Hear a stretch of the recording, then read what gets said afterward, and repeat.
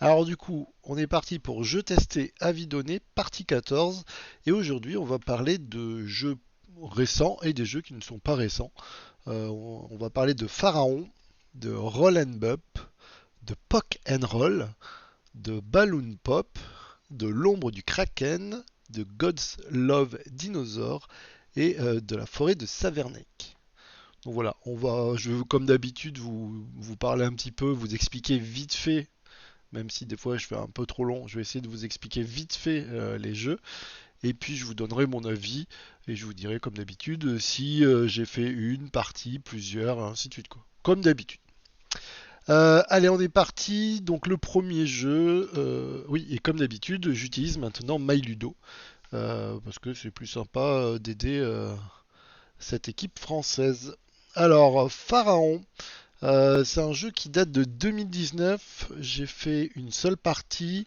On a joué notre partie, on était trois joueurs.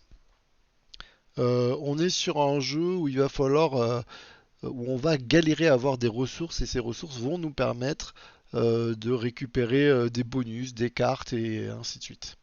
Je vais vous montrer un petit peu. C'est édité chez Catch Up Games. C'est un jeu de Henri Molinet et de Silas et illustré par Christine Alcouf. Donc le jeu va se jouer en 5 manches. On va pouvoir y jouer de 1 à 5 joueurs à partir de 12 ans. 60 minutes une partie. Je pense qu'on a mis peut-être même un peu moins. C'était pas très long, ça s'est bien passé, à part qu'on a un peu galéré sur les ressources. Alors, je vais vous expliquer directement comment ça se passe. Vous avez une roue centrale qui va tourner à chaque manche. Donc, il va y en avoir 5, donc elle va tourner 5 fois. Cette roue vous indique une couleur qui correspond, vous voyez, à un petit camembert. Et cette couleur va être très utile, enfin, va être primordiale pour pouvoir faire l'action.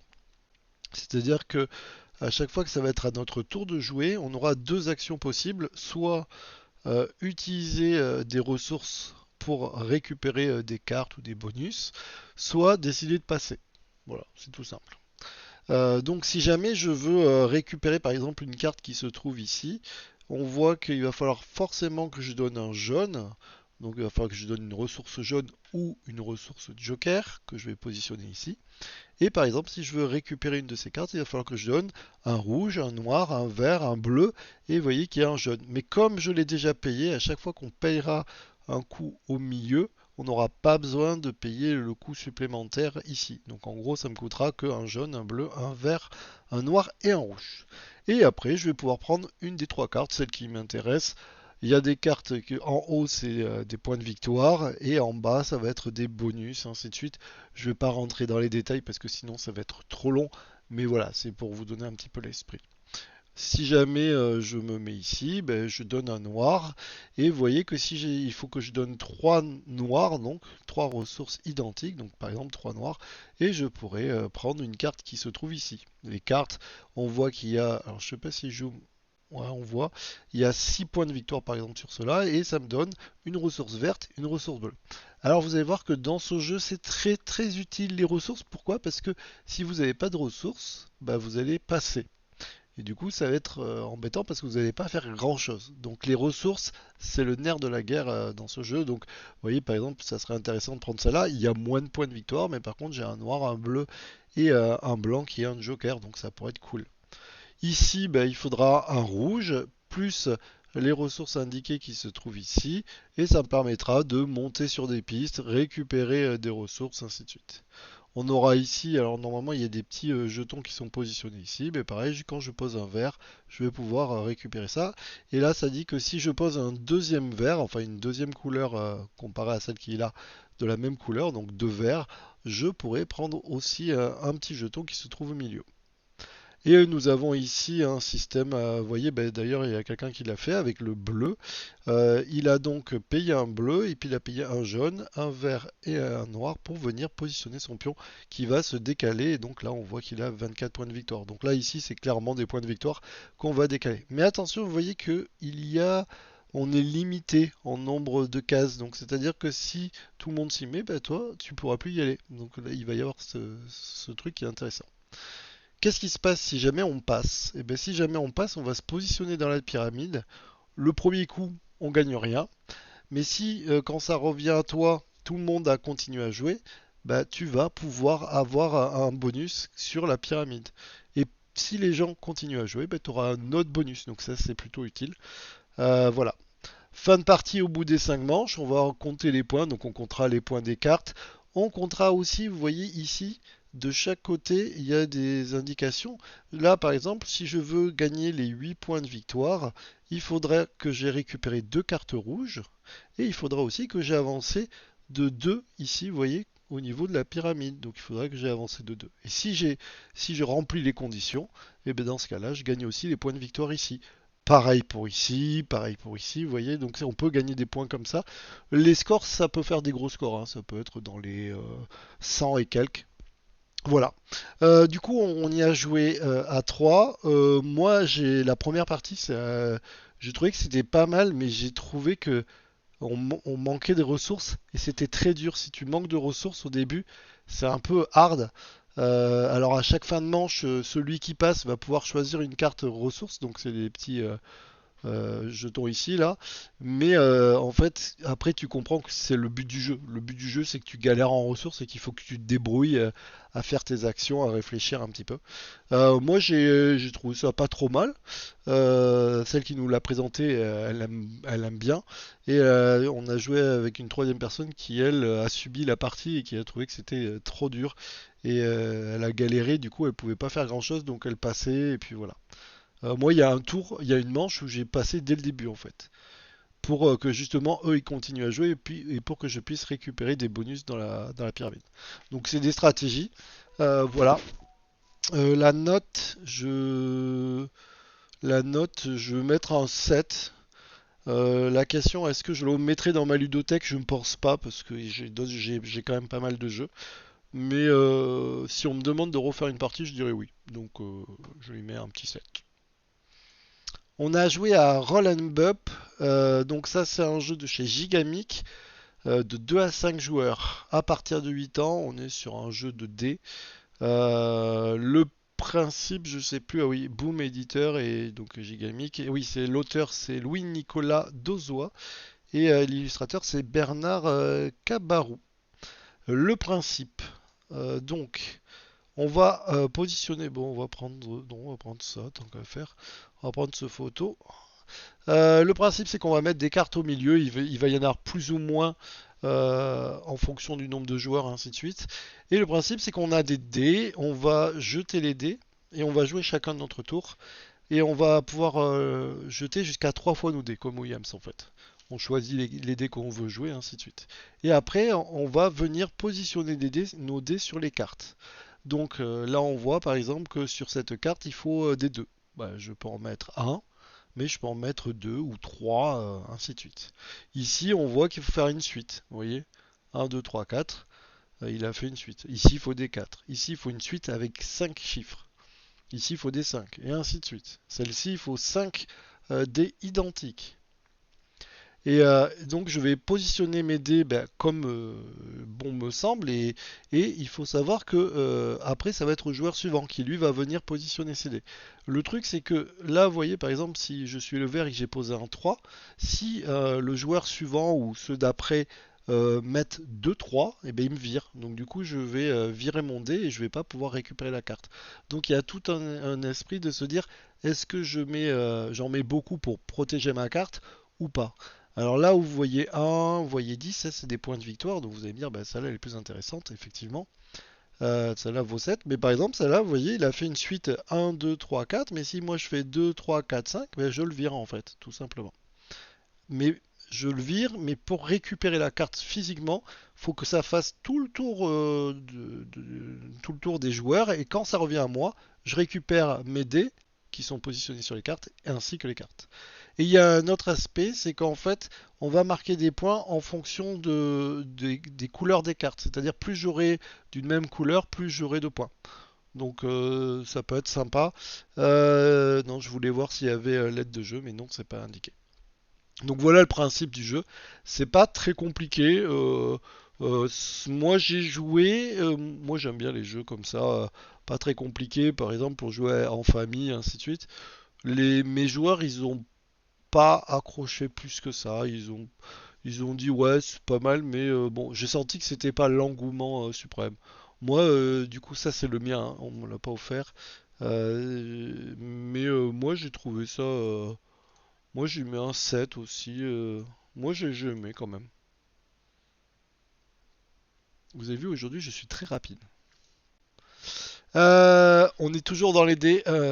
Pock and Roll. Alors ça c'est en fait un jeu de chez Schmidt. On peut y jouer de 3 à 6 joueurs. Attention, c'est déjà à partir de 3, hein, donc il faut quand même avoir des amis autour de la table. Euh, à partir de 8 ans, 30 à 60 minutes une partie. C'est un jeu de Jörg von Rudden et distributeur Pixie Games. J'ai mis une image, je crois. Ouais, c'est la mienne. Pour vous montrer comment ça se passe. Alors le principe, bon, on est tout simplement sur un jeu de poker. En fait, pour ceux qui connaissent le poker, c'est cool. L'idée, c'est qu'on va avoir des dés de notre couleur et il va y avoir les dés blancs qui vont venir un peu comme les cartes de la rivière, ainsi de suite. L'idée, c'est que vous allez prendre des dés que vous allez mettre dans votre tube qui est ouvert sur le dessus et de l'autre côté d'ailleurs. On les met, on mélange, on n'y touche plus jamais pendant toute la partie, enfin pendant toute la manche, et on va venir essayer de noter des choses. Ensuite, quand tout le monde a mis ses dés, les a mélangés, il y a un joueur qui va lancer 3 dés. Il lance 3 dés et on regarde ce qu'on peut faire avec les 3 dés qui sont au milieu plus nos dés. On peut faire des paires, des doubles paires, des brelans, des foules, des 48, des carrés et des yams. Si jamais vous pensez que vous n'avez pas grand chose, vous n'êtes pas très sûr, bah, comme au poker, vous pouvez vous coucher. Là, dans ce cas-là, si je décide de passer au premier tour, je vais dire j'abandonne. Je vois que je vais pouvoir marquer ici une petite coche parce que ça me rapporter un point en fin de partie. Donc je vais venir marquer ici et je vais essayer de marquer quelque chose qui correspondrait avec mes dés et les 3 dés qui sont au milieu.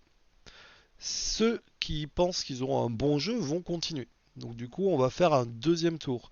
On aura déjà les 3 dés blancs, mais on va lancer un autre dé blanc.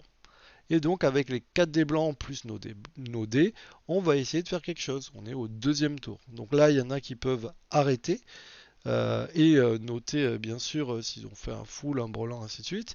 Mais comme on est au deuxième tour, ils ne pourront pas cocher ici l'abandon au premier tour, normal. Ou alors ils peuvent décider de continuer.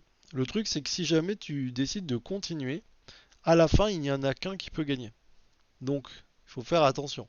Si jamais, par exemple, tu as un brelan et que tu te dis, il y a peut-être un mec qui a un carré, bah, vaut mieux te dire, je m'arrête au deuxième tour, noter ici, venir cocher ici, tu vois, ça te fait quand même 4 points, plutôt que de tenter. Mais tu peux décider de tenter. Si tu décides de continuer, on fait le tour.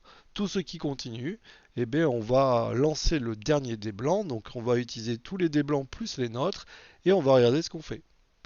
Si jamais il y en a deux joueurs et qu'il y en a un qui a fait par exemple, je sais pas, un carré alors que l'autre a un brelan, ben vous l'avez compris, celui qui a fait le carré va venir, hop, noter ici, tandis que l'autre n'aura rien. En cas d'égalité, ah oui, et si celui qui a fait le carré gagne, il va venir y marquer ici au troisième tour, il a remporté une victoire. Ça va faire des points de victoire. En effet, les points de victoire ici, si vous voyez, c'est en fonction du nombre de joueurs. Si vous avez par exemple 3 joueurs, et bien, chaque petit point va vous faire des points de victoire, va faire 3 points de victoire. Si on est 5 joueurs, et bien, chaque petit point va faire 5 points de victoire. Et si vous êtes ex aequo, bah dans ce cas-là, vous allez marquer tous les deux le carré, mais par contre, vous ne marquerez pas, j'ai remporté le troisième tour. Voilà, on est sur un petit jeu vraiment comme le poker. On a trouvé ça plutôt pas mal. On a bien aimé. Il faut savoir qu'il y a une version comme celle-ci, et une autre version de l'autre côté qui est soi-disant plus experte. Et en fait, on a beaucoup moins apprécié l'autre côté parce qu'il y avait un truc que tout le monde faisait, une suite, une grande suite là. Et en fait, ça se battait que sur la grande suite. Donc on a trouvé ça un peu dommage. Je vous conseille, voilà, si vous devez l'essayer, en fait, essayez ce côté. Il est très très bien. Celui-ci, moi je vais y mettre un 7,5. Je considère que moi j'aime bien et en fait les gens avec qui j'ai joué, parce que quand je mets mes notes, je, je regarde aussi, j'écoute ce que disent les autres joueurs et donc celui-là il était plus apprécié que l'autre, donc c'est pour ça que je mets un 7,5. Voilà, mais celui-là, donc du coup, c'est un jeu qui m'appartient, que j'ai acheté d'occasion, et du coup, je suis content. Ensuite, on a testé Balloon Pop de chez Yellow, donc c'est un jeu qui va sortir, ou qui est sorti le 8 mars, donc qui vient de sortir. Un jeu de chez Yellow de 2 à 4 joueurs à partir de 8 ans. On est sur un jeu familial.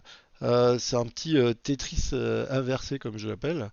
Donc l'éditeur Lopapelit, auteur Mikko Punnakaelio et l'illustrateur c'est Gérard Kassanen. Vous avez vu que je galère. Ah oui, il y en a d'autres. Markou Lane et Paul Lane. D'accord. C'est marrant parce que ça se dit, ça se prononce à peu près pareil. Le principe, alors je vous disais que c'était un Tetris inversé. Alors déjà, le matos il est trop beau. Les petits cubes là, ils sont trop beaux aussi. Le principe, c'est qu'on va avoir des cartes et on va avoir chacun une plaquette devant soi. Le principe, c'est que il va falloir essayer de faire éclater des ballons, mais un peu comme un Tetris en fait. Il va falloir essayer de les grouper. Plus on va grouper, mieux ça sera. En plus, ça fera 2 points. Comment ça va se passer? Ben, en fait, on va tous miser une carte. Donc, on va choisir une carte et on va la positionner, la mettre face cachée. Là, vous voyez, c'est les options qu'on va pouvoir avoir de ballon. Donc ça veut dire que celui qui va mettre la plus grosse carte va pouvoir choisir parmi les 4 combinaisons. Il va choisir laquelle l'intéresse le plus. Ensuite, vous voyez que les cartes, elles ont des obligations. Par exemple, on voit que le 10, ça veut dire que si je décide de mettre le 10, je serai obligé de prendre, bah, j'aurai le choix parce que j'aurai sûrement la plus grosse carte, mais par contre, je suis obligé de le positionner à la verticale. Mes ballons, il va falloir forcément les positionner à la verticale. Si par exemple je mets le 3, vous voyez, je pourrais le mettre soit à la verticale, soit à l'horizontale. Et on voit ici, il y a un petit dessin avec une petite aiguille. L'idée, c'est quoi? C'est que je peux enlever soit celui à une extrémité ou soit celui de l'autre extrémité. Je peux pas en enlever deux, mais je pourrais choisir. Après, je suis pas obligé de les enlever, mais des fois, ça peut nous arranger. Et donc, on va venir les positionner. Comment ça se passe? Eh bien, donc, on regarde qui a mis la plus forte carte. Il va choisir le paquet, il va les mettre sur son plateau.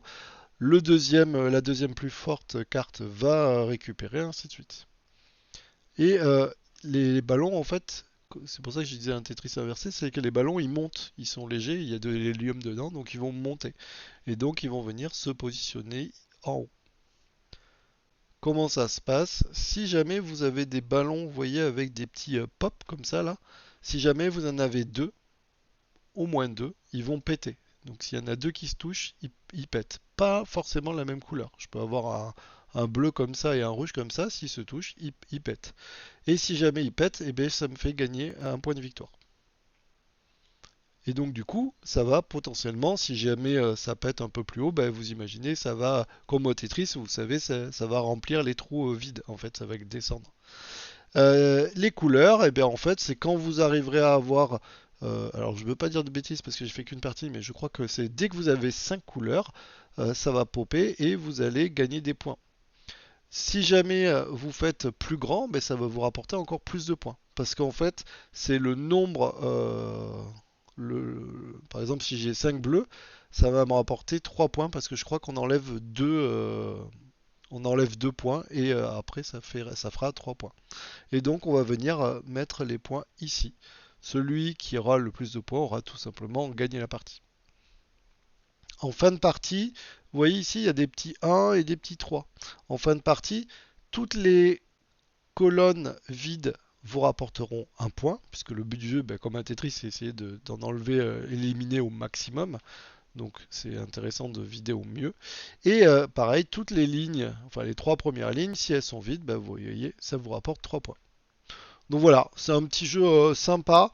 Moi j'ai aimé, il y en a qui ont moins apprécié. Vous voyez, non c'était 4. Je me suis trompé parce que c'est...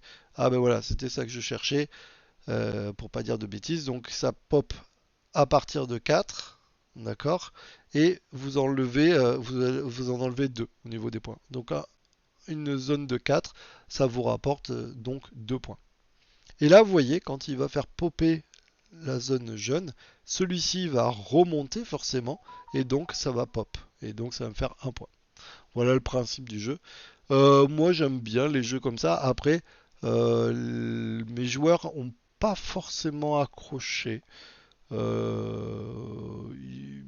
ont dit que c'était trop familial pour eux. Ils ont préféré le poke and roll. Moi, j'ai trouvé ça pas mal. Je trouve qu'il est joli et ainsi de suite. Donc, je vais mettre un 7. Je trouve que pour jouer avec la famille et des enfants, vu qu'il est très joli, haut en couleur, je pense que ça va le faire sans problème. Voilà.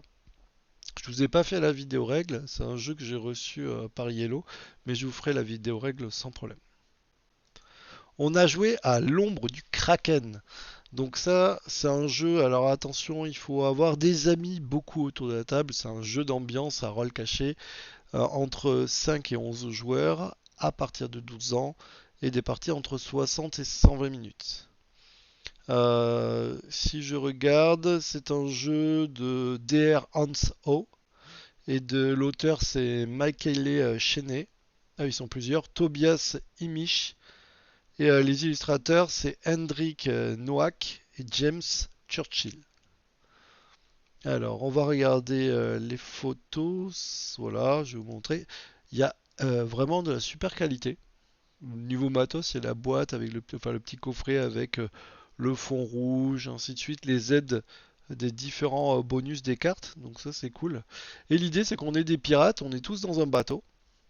Et on va partir du bas et il va falloir réussir à remonter soit du côté rouge ou soit du côté alors soit du côté des pirates. Alors il faudrait que je vous dise parce que voilà. Est-ce que je peux zoomer là? Ouais, soit du côté des marins, soit du côté des pirates, ou soit ici du côté du poulpe. Alors, comment on l'appelait le poulpe? Ah, mais attendez, je vais couper le son. Chut. Ou soit du côté du poulpe. Le principe, c'est que forcément, si on est des gentils, on va essayer d'arriver du côté des marins. Le problème, c'est qu'il y a des rôles cachés, et donc forcément, vous voyez, les rôles, ils sont là, d'ailleurs, nos rôles cachés, ils sont là. Et donc forcément, on ne sait pas qui est qui, en fait. Et ça, c'est plutôt pas mal. Je vais essayer de zoomer. Non. Donc là, on a chacun notre carte avec notre rôle caché. Il va y avoir un capitaine, il va y avoir un navigateur, il va y avoir un lieutenant. Le problème, c'est que on ne connaît pas qui est qui. Donc le capitaine va donner deux, enfin va choisir son navigateur et son lieutenant. Mais au début, c'est un peu compliqué parce que le premier tour, on ne sait pas qui est qui. Et sauf les pirates vont se réveiller ensemble, oui, parce que vous allez voir que c'est un peu comme le loup-garou. En gros, au tout début, seuls les pirates se connaissent. Donc en fait, on va dire, vous fermez les yeux, les pirates se regardent, ils s'examinent, machin, on ferme les yeux, et après tout le monde rouvre les yeux. Donc l'idée c'est que les pirates savent qu'ils sont ensemble, quand même. Et les autres, par contre, les marins ne savent pas. Et donc le capitaine va donner le rôle de lieutenant et le rôle de navigateur à quelqu'un. Le capitaine va choisir deux cartes qu'il aura pris dans une pioche. Donc, bah, s'il est gentil, alors, attendez, je vais essayer de revenir ici. Je sais pas où. Là. Vous voyez, il y a des petites couleurs là qui vous indiquent par où va le bateau. Par exemple, si jamais c'est un bleu, ben, ça va partir par là, du côté des marins. Si jamais c'est rouge, c'est plutôt vers là. Et si jamais c'est jaune, ça va plutôt avancer du côté des tentacules. Et donc, il va mettre deux cartes. Ensuite, le lieutenant va mettre deux cartes. Et le navigateur, parmi les quatre cartes, bien sûr, il les aura mélangées, va devoir choisir une carte. Et c'est lui en fait qui va un petit peu décider de ce qui se passe. Et ensuite, lui il choisit une carte et il la donne, parmi les deux cartes, pardon, il va la donner ensuite au capitaine. Et le capitaine va rêver la carte et ça va faire avancer le bateau. Et donc, du coup, il va y avoir toute une histoire de est-ce que je lui fais confiance, est-ce que je lui fais pas confiance, ainsi de suite. Vous avez ici des mousquets. L'idée, c'est que En gros, à chaque fois qu'il va y avoir un capitaine, on va d'abord les lire. C'est-à-dire que le gars est capitaine, mais c'est pas forcément parce qu'il devient capitaine qu'il est capitaine. On va juste avant faire une phase où on va vérifier est-ce qu'il est capitaine ou pas. Donc on va tous prendre des petits jetons qu'on a, on en a trois chacun. On va en prendre ou non, et on va tendre le bras et on va retourner. Si personne n'a mis de mousquet ou s'il y en a moins de 3, ben, le capitaine reste capitaine. Par contre, si jamais il y en a plus de 3, ben, le capitaine est démis de ses fonctions et on passe au joueur suivant qui deviendra capitaine. Là, vous avez des choses qui s'appellent quartier libre.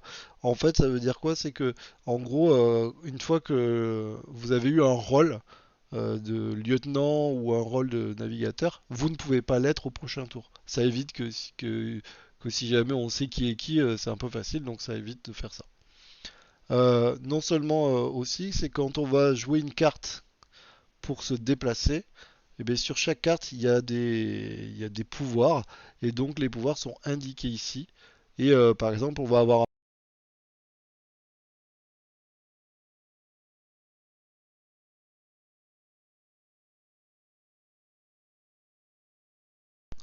Désolé, c'est le casque qui s'est éteint, je ne sais pas pourquoi. Oui, donc il va y avoir un pouvoir où celui qui a les tentacules va devoir choisir quelqu'un qui va aussi lui avoir des tentacules.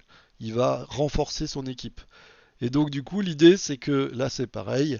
Si jamais il y a le pouvoir des tentacules qui arrive, eh bien on va dire vous fermez tous les yeux et tendez la main et en fait celui qui a les tentacules va toucher la main de quelqu'un et ce quelqu'un saura qu'il est devenu une tentacule et il va ouvrir les yeux et donc du coup il va voir avec qui il est. Donc c'est tout un petit truc. Ça me fait énormément penser voilà, au loup-garou, ainsi de suite. J'ai trouvé que c'était plus sympa que le loup-garou parce que j'ai fait beaucoup de parties de loup-garou, mais je trouvais que là, du coup, on se déplace, ainsi de suite, et on meurt pas trop facilement. Donc ça fait plutôt plaisir. On a toujours des rôles puisque en fait le navigateur va changer, le lieutenant va changer, le capitaine va changer. Donc c'est plutôt intéressant. Il faut savoir il y a deux faces. Il y a la face facile, c'est celle qu'on voit ici, avec la loupe. Et ensuite, vous voyez, il n'y a pas grand-chose. Ici, il y a juste les poulpes. Mais en fait, de l'autre côté, il y a beaucoup plus de choses. On n'a pas fait la partie avancée. Et autour de la table, on a tous dit, oh, on aimerait bien faire la partie avancée. Dans ce jeu, dans ce style de jeu, je préfère le dire, il y a des gens qui adorent et des gens qui n'aiment pas trop les jeux comme ça. Donc on a joué à 7. Sur les 7, il y en a, que je dise pas de bêtises, il y en a 5 qui ont bien aimé et qui avaient envie de rejouer. Il y en a une qui a dit moi j'aimerais bien essayer l'autre face, mais qui était un peu dubitative, mais qui a dit moi j'aimerais bien l'autre face. Et il y en a une qui a pas du tout accroché. Voilà, ça dépend après des goûts et des couleurs. Moi en tout cas j'ai bien aimé le principe, enfin le jeu est sympa. Voilà, ça fait penser à Loup-garou, mais du coup c'est revisité et puis bien réinventé quand même. Il y a plein de choses de plus. Et donc c'est agréable à jouer. Donc si vous aimez le Loup-garou et que vous avez des amis, bah celui-ci est pas mal. On a joué à 7. Je pense que 7 c'était une bonne config. On faudrait essayer à plus, mais déjà 7 c'est bien. Et vraiment, un conseil, prenez l'autre plateau, comme ça c'est fait. On peut dire, on peut parler, on peut, comme au loup-garou, hein.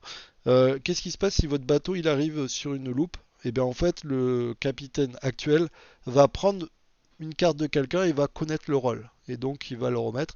Après, voilà, est-ce qu'il dit la vérité, est-ce qu'il dit pas la vérité? Ça, à vous d'en juger. Voilà, en tout cas, un matériel vraiment sympa. Et en fait, ça, c'est pas la version de luxe, c'est la version essentielle. Parce qu'il faut savoir qu'il y a une version encore plus jolie. Vraiment, donc bon, déjà, c'est pas mal. Il y a même un truc où on peut couper la langue de quelqu'un pour plus qu'il parle. Vous voyez, le mec, il arrête pas de parler ou il dit des conneries. Tu peux lui. Enfin bon, voilà, il y a plein de choses. Je vous ferai une vidéo règle aussi. Euh, Moi j'ai bien aimé, je vais mettre 7,5 parce que voilà, j'ai fait qu'une partie, mais j'ai bien aimé l'ambiance et tout. Je sais pas, ou alors je mettrais 8. Ouais, je vais mettre 8 parce que en tout cas, j'ai pas testé l'autre côté, mais déjà j'ai très envie d'y rejouer, donc le thème de pirate, tout m'a plu, donc voilà. Ensuite, les gars, ça avance. On a testé, alors ça c'est pas un jeu récent, vous voyez, c'est 2021. God's Love Dinosaur de chez Ketchup Games. Alors je fais pas exprès, hein, quand c'est comme quand je fais mes vidéos, je réfléchis pas si c'est Yellow, Ketchup ou Matago, ainsi de suite. Je prends les jeux qu'on a joués, hein. Donc c'est encore Ketchup. C'était cool. Oh là, il faut pas que je dise ça dès le début. Donc c'est un jeu de Casper Lap, illustrateur Stevo Torres. God's Love Dinosaur, ça se joue de 2 à 5 joueurs à partir de 10 ans, 30-45 minutes une partie, des règles plutôt simples. L'idée c'est que vous allez hop jouer avec la chaîne alimentaire. Alors est-ce que on voit mieux ici? Bon, peut-être. L'idée c'est que chacun va construire un petit peu son plateau et il va falloir faire des choix. Vous allez voir que les règles sont vraiment très simples. À chaque fois que c'est votre tour, vous prenez une tuile qui se trouve là-haut. Alors en fonction du nombre de joueurs, il y aura plus ou moins de tuiles, d'accord? Et vous prenez une tuile et vous la positionnez comme vous l'entendez. Alors il faut toujours que ça soit adjacent à une autre tuile, mais vous pouvez tout à fait ne pas respecter les couleurs. Et l'idée c'est que quand vous prenez une tuile, bah, vous positionnez, par exemple s'il y a une petite grenouille, comme vous voyez là le petit rond, bah, vous prenez une grenouille et vous la positionnez. Ok, jusque là tout va bien. Ensuite, ça va être le joueur suivant qui va prendre une tuile et qui va la positionner sur son plateau à lui, hein, bien sûr, et positionner bah, l'animal en question. À un moment donné, ce qui va se passer, c'est qu'on va vider entièrement une piste, enfin on va dire une... J'arrive plus à trouver le nom, mais bref, on va vider une piste. Et donc, du coup, qu'est-ce qui se passe quand on vide une piste? Eh bien, on va activer les animaux qui sont indiqués en dessous. Et donc là, par exemple, eh bien, on voit que ceux-là vont s'activer et donc du coup ils vont faire des naissances. Pour faire une naissance, c'est très simple. Chaque animal de ce type, si jamais à côté de lui il a une case qui est vide de sa couleur, eh bien, il va faire une reproduction. Il n'y a pas besoin d'en avoir deux. Un animal fait une reproduction à côté. On peut en avoir qu'un par tuile, hein, d'accord? Donc si jamais là il y en a deux, ben, il y en a un qui a dû mettre ici et l'autre qui a dû mettre là, tout simplement. Et on va continuer. Si jamais ça arrive ici, vous voyez, c'est les tigres. Les tigres, en fait, ce sont des prédateurs. Eux, il faut qu'ils se nourrissent. Pour se nourrir, comment ça va se passer? Ben, c'est pareil. Lui, il va venir se déplacer, il va manger en se déplaçant. Il va se déplacer de deux cases, et quand il se déplace de deux cases, il va... donc s'il se déplace que d'une case et qu'il mange, ben, il ne se passe rien. Par contre, s'il se déplace de deux cases et qu'il mange les deux fois, il va faire un petit. Et donc ces deux cases, enfin ces deux-là vont disparaître, et il va y avoir un tigre qui va venir ici, en plus. D'accord? Et donc, ce qui va se passer, c'est qu'en fait, vous voyez, on a un dinosaure, et lui, le dinosaure, lui, doit manger les tigres ou les aigles. Et donc du coup, il va falloir qu'ils mangent en passant, en les écrasant, en passant par-dessus. Et c'est ça qui va nous rapporter des points de victoire. Comment on va déplacer le dinosaure? Ben, tout simplement, quand on va vider entièrement la colonne où se trouve le dinosaure, vous voyez que le dinosaure s'est déplacé parce que ça veut dire qu'on a déjà vidé la colonne. Au début, il était là et au fur et à mesure, il s'est décalé. Et donc du coup, lui, il va se déplacer de 5 cases et tout ce qu'il va manger en tant que prédateur va rapporter des points. Et va, en fait, va rapporter des œufs. Et les œufs, c'est les points. Et donc du coup, le dinosaure, lui, doit revenir forcément sur une montagne. Donc il va faire un, par exemple, je sais pas, 1, 2, 3, 4. Par exemple, il n'est pas obligé de se déplacer de 5, mais c'est au maximum de 5. Et donc il va venir ici. Ce qu'il y a, c'est que quand on active le dinosaure, si jamais le nid, vous voyez, au niveau de la montagne est vide, vous pouvez payer un œuf pour rajouter un dinosaure. Donc on pourrait avoir un dinosaure ici, un dinosaure ici. D'accord? Si jamais un dinosaure ne peut pas manger de choses, eh bien il meurt. Si jamais un tigre ne peut pas manger de choses, il meurt. L'aigle, lui, je vous l'ai pas dit, mais lui, il se déplace en ligne droite et il va se déplacer jusqu'à 3 cases et il va, pareil que le tigre, hein, faire des naissances si jamais il mange à sa faim. Donc là, par exemple, si il vient jusqu'ici, donc lui, il sera là, il va manger bien sûr les 3 et il va faire des petits. Voilà, donc c'est très simple, mais c'est vraiment, il faut calculer. Il y a pas mal d'interactions parce que j'avais lu que quelqu'un disait ouais, il n'y a pas d'interaction. En fait, si, parce que quand vous allez activer, je sais pas, par exemple, Les tigres, bah, faut regarder si l'autre il a déjà des tigres. Si jamais on peut éviter de, si on peut le bloquer. Quand vous allez activer les grenouilles, bah, par exemple, si moi, par exemple, à un moment donné, là, par exemple, si j'active les grenouilles, vous voyez, il a qu'un bleu. Donc du coup, bah, il va pouvoir faire une seule naissance et c'est tout. Peut-être que moi, ça va m'avantager. Donc il faut essayer comme ça de bien regarder ce que va faire l'autre. Ça peut être très malin. Ça paraît simple, mais en fait, c'est assez, ouais, c'est cool. Et donc voilà, bon, on voit que notre terrain s'est étendu. Vous voyez que là, il y avait bah, par exemple des grenouilles qui ont pop ici parce que ça m'arrangeait, parce qu'il fallait à tout prix que je nourrisse mon aigle, ainsi de suite. Donc c'est pas compliqué et en fait ça marche bien. Du coup, ma note, c'est clairement un 8 sur celui-là. C'est même un 8,5. Je l'ai fait tester à plusieurs personnes et ils ont tous aimé. Donc du coup ça a un bon 8,5. Je sais pas si ma connexion qui est en train de mourir ou quoi, mais voilà. Donc celui-ci, je sais pareil, c'est un jeu que j'ai acheté d'occasion. Ensuite, on a joué à la forêt de Savernake. Du coup, la forêt de Savernake, c'est un jeu de 2 à 4 joueurs à partir de 10 ans, 30 minutes une partie. C'est édité chez Yellow. L'auteur, c'est Rodrigo Rego, illustré par Nouria Aparicio. On est sur un jeu familial. Je vais vous montrer un petit peu. Tiens, bah, il y a une belle photo comme ça. Le principe, c'est que chacun va créer des sentiers pour ses animaux et pour les nourrir en fait. Et chaque animal a des besoins différents. Par exemple, on voit que cet animal-là, il mange des œufs, mais il mange pas de glands. Enfin, en tout cas, de base, ça lui rapporte pas de points. Que les vers de terre, ça rapporte pas de points, et que les framboises ne rapportent pas de points. Et que, vous voyez, va pouvoir en stocker 4, en manger 4. 1, 2, 3, 4. D'accord, en fait, c'est ça le principe. Et l'idée, c'est quoi? C'est qu'on va chacun créer nos sentiers. Mais attention, deux animaux ne peuvent pas être sur le même sentier, parce que sinon ça serait facile, hein. Donc il faut vraiment faire des sentiers différents. Et donc, à chaque tour, vous allez choisir une carte, en commençant par le premier joueur, va choisir une des 4 cartes qui est positionnée ici. Vos cartes devront faire un carré de 4 par 4. Qu'est-ce qui se passe? Si jamais je choisis cette tuile-là, je vais récupérer le coq et je serai premier au prochain tour. Si jamais je décide de prendre cette tuile ici, vous voyez au-dessus, il y a des gouttes d'eau. Et la goutte d'eau, je n'en ai pas parlé volontairement, mais ici, il y a quelqu'un qui, vous voyez, il a posé une goutte d'eau. Ça veut dire que maintenant, les glands, au lieu de rapporter 0 point, ben, ils rapportent 1 point. D'accord? Ici, si vous prenez cette tuile, vous prenez au-dessus, vous voyez, il y a un terrier. Vous allez prendre, ou une tanière, je ne sais plus c'est quoi le nom. Vous prenez un jeton tanière et vous allez le positionner sur un des animaux, comme il a fait ici.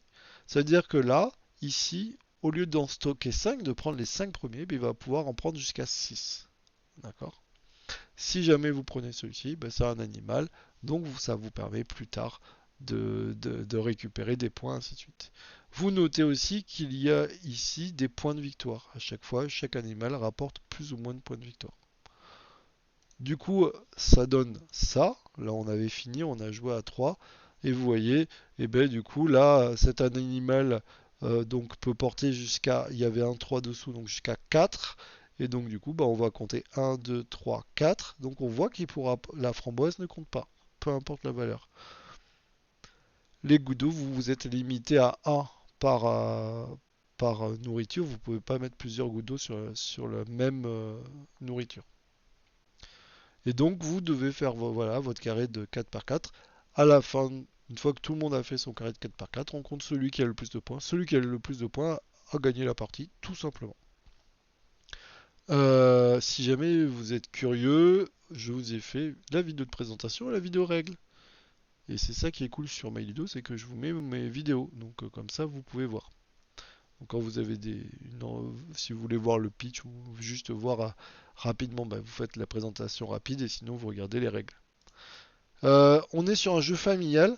Je sais pas comment dire, c'est un jeu où c'est zen en fait. C'est très zen, les règles sont très rapides. Je trouve qu'il est magnifiquement illustré. Le matériel est joli. Derrière, là, vous retournez, hop, vous avez la piste de score. Il vaut 18 euros. Il sortira le 26 avril. Donc, quand vous regarderez cette vidéo, vous saurez s'il est sorti ou pas. Je suis le premier à le noter. Et moi, je trouve que c'est un jeu, voilà, qui est agréable à jouer. Et je suis assez content de l'avoir. C'est un jeu qui m'a été envoyé par Yellow pour le tester. Et du coup, c'est pour ça que, comme j'ai apprécié, je vous ai fait la vidéo règle. Et voilà, on a joué plusieurs fois avec différentes personnes et tout le monde a trouvé ça sympa. Donc, il faut le dire. Voilà, bah écoutez, je suis très étonné, mais j'ai l'impression que j'ai fini. J'ai le chat qui fait un bordel derrière. Chut, le chat. Donc voilà, donc il y a eu Pharaon de chez Ketchup Games, Roll and Bump de chez Gigamic, Roll de chez Schmitz, je sais pas trop comment on dit, Ballon Pop de chez Yellow, le chat, L'ombre du Kraken de chez Yellow, God's Love Dinosaur de chez Ketchup Games et La forêt de Savernake de chez Yellow. Je vais le tuer le chat. Désolé, hein, c'est pas ma faute. Je refais pas la vidéo pour ça. Voilà les amis. Donc les jeux à venir, je ne sais pas encore. Comme d'habitude, hein, je les fais au fur et à mesure du temps, donc c'est un peu aléatoire. Il y a quelqu'un qui me dit tiens, tu veux tester ce jeu ou pas? Et si jamais, chers éditeurs, vous passez par là et vous dites tiens, il n'a pas parlé de mon jeu, comment ça se fait qu'il n'a pas parlé de mon jeu, ainsi de suite, ben, c'est parce que je l'ai pas ou que je l'ai pas, voilà, que personne me l'a prêté ou ainsi de suite. Donc si jamais ça vous intéresse d'être un jour dans Je testais à vie donnée, n'hésitez pas. J'adore tester les jeux, j'adore jouer, donc vous pouvez m'en envoyer autant que vous voulez. Je les testerai. Je fais pas forcément des vidéos règles de tous les jeux. Là, par exemple, dans les jeux Pharaon, Roll and Up, je vais pas forcément faire les vidéos règles. Mais sachez que voilà, j'y jouerai et que vous serez ici dans ces vidéos-là. En tout cas, je suis très content parce que j'ai mis moins d'une heure. Donc je vous dis à très bientôt. N'hésitez pas à vous abonner, à liker, à partager. Ça fait toujours plaisir. Et puis surtout, mettez un petit commentaire parce que du coup, ça me donne envie de continuer à vous faire en tout cas ces vidéos de jeux testés à vie donnée. Même si c'est un peu long à mettre en place et à discuter. Enfin, vous voyez, il faut préparer un petit peu plus que certaines vidéos. Ça me fait plaisir de partager. Et puis encore une fois, je partage des jeux récents, mais j'aime bien aussi partager des anciens jeux. Allez, ciao les amis, bye bye, et puis à bientôt.